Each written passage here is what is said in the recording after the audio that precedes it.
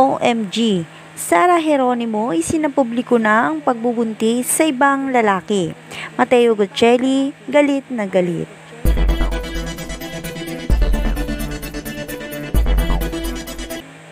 Muli na namang ginulat ng maraming netizen ang balitang hiwalay na sina Sara Geronimo at Matteo Guccelli. Ito'y matapos umanong mabuntis si Sara Geronimo ng ibang lalaki. Ayon naman sa aming nakalap na impormasyon, bagamat di ito diretsahang inamin ng dalawa, ay obvious raw na may pinagdadaanan ngayon na problema ang mga ito, lalo na raw sa kanilang pagsasama.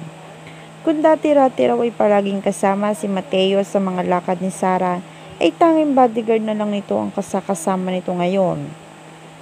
At ngayon ngang araw ay lakas loob na ring humarap sa publiko si Sara Geronimo upang bigyan ng katotohanan ang lahat ng mga lumalabas na balita gaya nito. Ayon sa kanya, may mga bagay raw na sadyang hindi natin inaasahan na mangyayari. Sadya raw siguro na hindi sila ang itinakda ni Matteo na may forever. Dagdag pa ni Sara Geronimo, inilaban naman daw nila ang kanilang relasyon, ngunit sadyang hanggang doon na lang yon. Sa isang banda ay hindi naman ito inamin kung totoo nga bang buntis siya sa ibang lalaki. Ngunit isa lang daw ang malinaw ngayon sa maraming netizen, ang hiwalay na sila ni Matteo. Marami namang fans ng mga ito ang nanghihinayang sa nabuo nilang samahan dahil marami na raw silang napagdaanan na pagsubok sa relasyon nila.